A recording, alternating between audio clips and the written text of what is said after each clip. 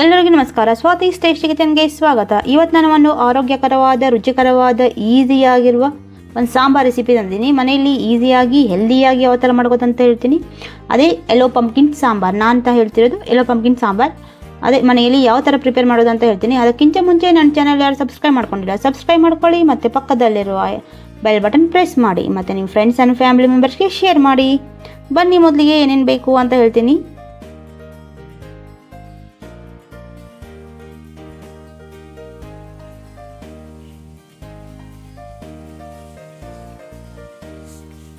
ಇಲ್ಲಿ ನಾನು 250 ಗ್ರಾಮ್ ಅಷ್ಟು ಯೆಲ್ಲೋ ಪಂಪ್ಕಿನ್ ನೀಟಾಗಿ ತೊಳೆದು ಈ ಥರ ಈ ಶೇಪಲ್ಲಿ ಕಟ್ ಮಾಡ್ಕೊಂಡಿರೋದು. ಇಲ್ಲಿ ಮೀಡಿಯಮ್ ಸೈಜ್ 2 ನಾಟಿ ಟೊಮೆಟೊ ತೊಗೊಂಡಿರೋದು.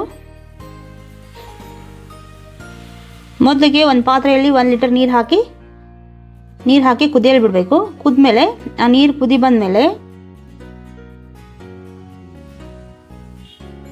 ಅದರಲ್ಲಿ ಯೆಲ್ಲೋ ಪಂಪ್ಕಿನ್ ಹಾಕಬೇಕು.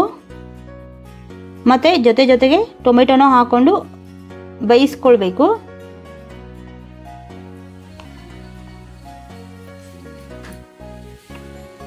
ಸ್ವಲ್ಪ ಮೆತ್ತಗಾಗೋವರೆಗೂ ಬೇಯಿಸ್ಕೊಳ್ಬೇಕು. ಎರಡನ್ನೂ ಚೆನ್ನಾಗಿ ಬೇಯಿಸ್ಕೋಬೇಕು.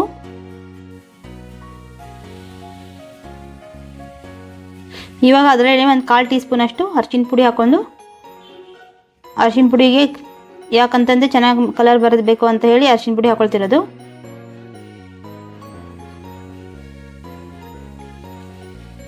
ಮತ್ತು ಸ್ವಲ್ಪ ಉಪ್ಪು ಹಾಕ್ಕೊಂಡು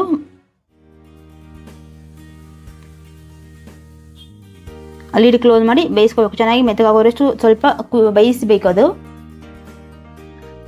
ಇವಾಗ ಇಲ್ಲಿ ರುಬ್ಬಕ್ಕೆ ರೆಡಿ ಮಾಡ್ಕೊಳ್ಳೋಣ. ರುಬ್ಬಕ್ಕೆ ಏನೇನು ಬೇಕಂತ ಹೇಳ್ತೀನಿ. ಮೊದಲಿಗೆ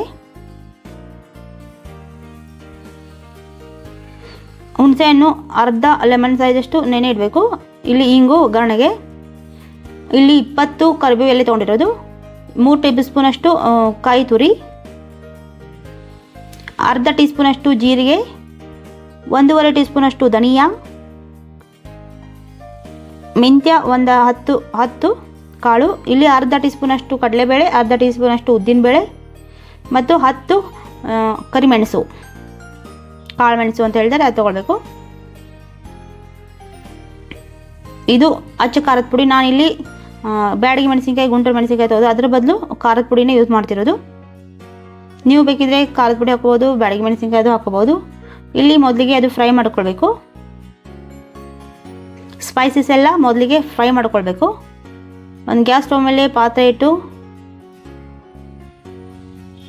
ಅದಕ್ಕೆ 1 ಟೀ ಸ್ಪೂನ್ ಅಷ್ಟು ಆಯಿಲ್ ಹಾಕ್ಕೊಳ್ಬೇಕು.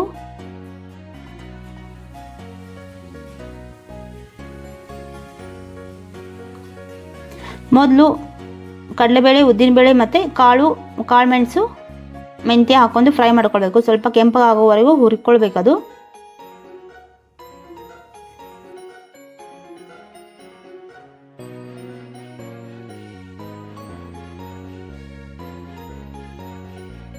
ಇವಾಗ ಕೆಂಪಾಗಿದೆ ನೋಡಿ, ಹಿಂಗೆ ಈ ಥರ ಕಲರ್ ಬರಬೇಕು. ಅದರ ಜೊತೆ ಧನಿಯಾ ಮತ್ತು ಜೀರಿಗೆ ಮತ್ತು ಧನಿಯಾ ಹಾಕ್ಕೊಂಡು ಫ್ರೈ ಮಾಡ್ಕೊಳ್ಬೇಕು.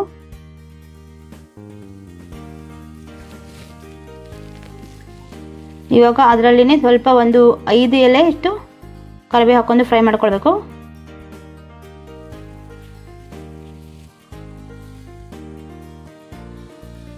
ಇವಾಗ ಕಾಯಿ ತುರಿ ಏನು ತೊಗೊಂಡಿರುತ್ತೆ ಅದು ಅದರಲ್ಲಿ ಹಾಕ್ಕೊಂಡು ಸ್ವಲ್ಪ ಹಾಗೆ ಫ್ರೈ ಮಾಡ್ಕೊಳ್ಬೇಕು.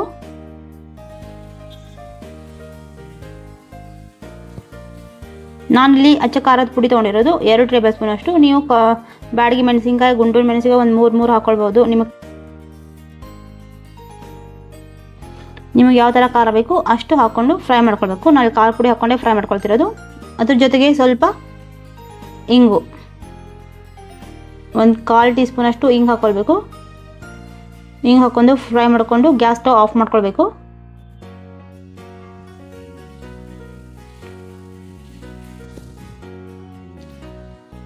ಇವಾಗ ಅದು ಆಫ್ ಮಾಡಿಕೊಂಡು ಅದು ತಣ್ಣಗಾಗಲು ಬಿಡಬೇಕು. ಇವಾಗ ತಣ್ಣಗಾದ್ಮೇಲೆ ಮಿಕ್ಸಿ ಹಾಕ್ಕೊಳ್ಬೇಕು. ಅದು ಸ್ಪೈಸಸ್ ಏನೇನು ಫ್ರೈ ಮಾಡ್ಕೊಂಡಿರ್ತೋ ಅದೆಲ್ಲ ಮಿಕ್ಸಿ ಹಾಕ್ಕೊಂಡು,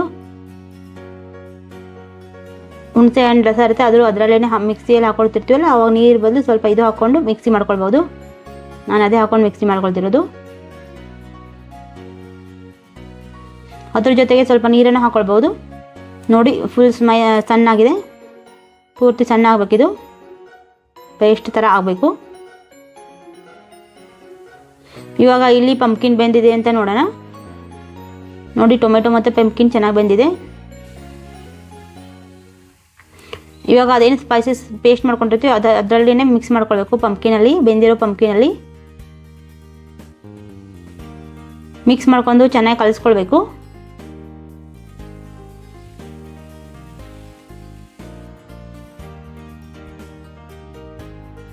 ಇವಾಗ ನೀರು ನಮಗೆ ಕನ್ಸಿಸ್ಟೆನ್ಸಿ ಎಷ್ಟು ಬೇಕಲ್ಲ ಅಷ್ಟು. ಇದು ಸಾಂಬಾರು ನೀವು ದೋಸೆ ಜೊತೆ ಅನ್ನ ಜೊತೆ ಅಂದರೆ ಸ್ವಲ್ಪ ಮೀಡಿಯಮ್ ಸೈಜ್ ಇರಬೇಕು. ಇವಾಗ ಹುಣಸೆಹಣ್ಣು ರಸ ಹಾಕ್ಕೊಳ್ಬೇಕು. ಇನ್ನೂ ಸ್ವಲ್ಪ ಉಳಿದಿರೋದು, ಹುಳಿ ಎಷ್ಟು ಬೇಕು ನೋಡಿ ಹಾಕ್ಕೊಳ್ಳಿ. ಇದು ಅನ್ನ ಜೊತೆ ದೋಸೆ ಜೊತೆ ಎಲ್ಲದಕ್ಕೂ ಸೆಟ್ ಆಗುತ್ತೆ, ಚೆನ್ನಾಗಿರುತ್ತೆ. ಒಂದು ಟ್ರೈ ಮಾಡಿ ಮನೇಲಿ.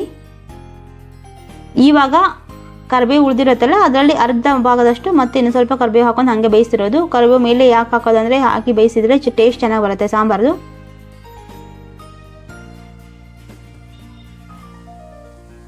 ನೋಡಿ ನಾನಿಲ್ಲಿ ಅನ್ನಕ್ಕೆ ಮತ್ತು ದೋಸೆ ಮಾಡೋದ್ರಿಂದ ಸ್ವಲ್ಪ ಈ ಥರ ಕನ್ಸಿಸ್ಟೆನ್ಸಿ ಮಾಡ್ತಿರೋದು. ಇದು ಕುದ್ಮೇಲೆ ಇನ್ನೂ ಥಿಕ್ನೆಸ್ ಬರುತ್ತೆ.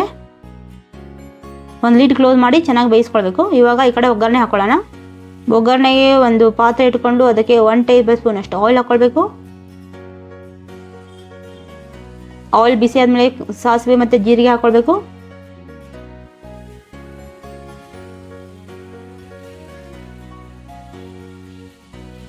ನಾನಿಲ್ಲಿ ಗುಂಟೂರು ಮೆಣಸಿನ್ಕಾಯಿ ಮತ್ತು ಹಾಕ್ಕೊಳ್ತಿರೋದು, ನೀವು ಇಲ್ಲಿ ಬ್ಯಾಡಗಿ ಮೆಣಸಿನ್ಕಾಯಿ ಹಾಕ್ಕೊಳ್ಬೋದು. ನಾನು ಗುಂಟೂರು ಮೆಣಸಿನ್ಕಾಯಿ ಮತ್ತು ಉಳಿದಿರೋ ಕರಿಬೇವು ಇರುತ್ತಲ್ಲ ಅದು ಹಾಕ್ಕೊಂಡು ಇದು ಮಾಡ್ಕೊಳ್ತಿರೋದು, ಒಗ್ಗರಣೆ ಮಾಡ್ಕೊತಿರೋದು. ಮತ್ತು ಸ್ವಲ್ಪ ಹಿಂಗೆ ಹಾಕ್ಕೊಂಡು ಒಗ್ಗರಣೆ ಮಾಡ್ಕೊಳ್ಬೇಕು. ಮತ್ತು ಗ್ಯಾಸ್ ಸ್ಟವ್ ಆಫ್ ಮಾಡಬೇಕು. ನಾನಿಲ್ಲಿ ಮಾಡ್ತಿರೋದು 3 ಜನಕ್ಕೆ ಒಗ್ಗರಣೆ ಅದು ಸಾಂಬಾರಲ್ಲಿ ಹಾಕಿ ಮಿಕ್ಸ್ ಮಾಡ್ಕೊಳ್ಬೇಕು.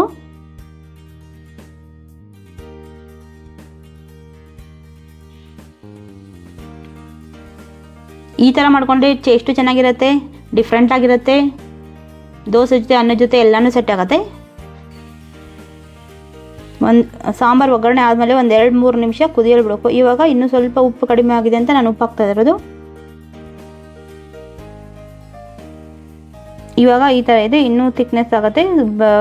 ಕುದಿಯಲು ಬಿಡಬೇಕಿದ್ದು, ಫುಲ್ ಇನ್ನೂ ಕುದಿಲ್ಲ. ಇದು ಕುದ್ಮೇಲೆ ಇನ್ನೂ ಚೆನ್ನಾಗಿರುತ್ತೆ ಟೇಸ್ಟು, ನೋಡೋಕ್ಕೂ ಚೆನ್ನಾಗಿರುತ್ತೆ, ಕಲರು ಚೆನ್ನಾಗಿದೆ. ಮತ್ತು ಸ್ವಲ್ಪ ಬೆಲ್ಲ ಹಾಕ್ತಿರೋದು ಇವಾಗ.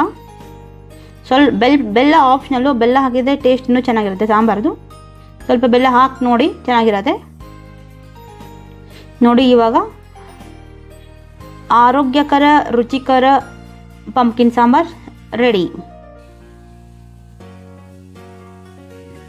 ಈ ವಿಡಿಯೋ ಪೂರ್ತಿಯಾಗಿ ನೋಡಿದ್ದಕ್ಕೆ ಧನ್ಯವಾದಗಳು. ನೀವು ಈ ಥರ ಮನೇಲಿ ಮಾಡ್ಕೊಳ್ಳಿ. ಮತ್ತು ಆ ಥರ ನನ್ನ ಚಾನಲ್ ಸಬ್ಸ್ಕ್ರೈಬ್ ಮಾಡ್ಕೊಳ್ಳಿ ಮತ್ತು ಫ್ರೆಂಡ್ಸ್ ಆ್ಯಂಡ್ ಫ್ಯಾಮಿಲಿ ಮೆಂಬರ್ಗೆ ಶೇರ್ ಮಾಡಿ.